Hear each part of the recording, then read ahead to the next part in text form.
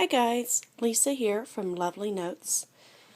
Just a couple quick tips today about the new Tim Holtz Distress Markers. They come in 37 colors, including all of the Distress line of 36, plus the Picket Fence, the white one. I'll get into more about different tips and tricks with the markers, but today I wanted to show you how I label my markers. And I teach for a scrapbook factory at our local scrapbook store, and I've been doing marker techniques, and I just wanted to show you a couple things. They look pretty similar, but if you'll notice this one right here,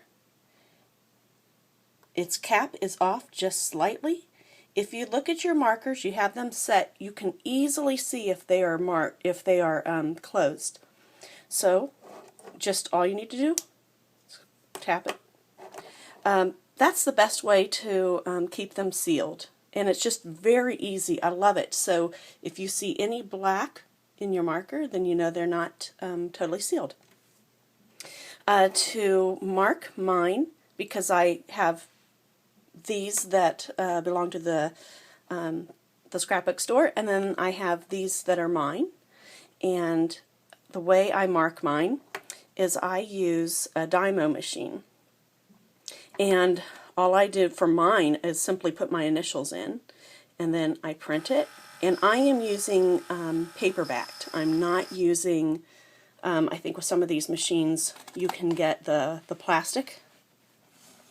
So literally all you do is you take that, and then I take the marker, and I will, for this one it's white, so I left it white, but I will take it and I will color it, and then I'll peel the backing and wrap it around. Now I leave mine so I can see the fine nib and the brush nib, but in saying that, I always put my name or my initials to identify my marker on this side where the fine nib is, so that, because I usually in most cases use the brush end, so that way I can quickly locate the brush nib from the fine nib for journaling or writing or drawing.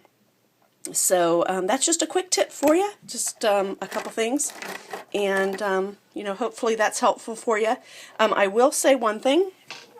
So if you'll notice, these are let's see, this one is upside down, bundled sage, and you can see how light it looks, and some of the colors look really light.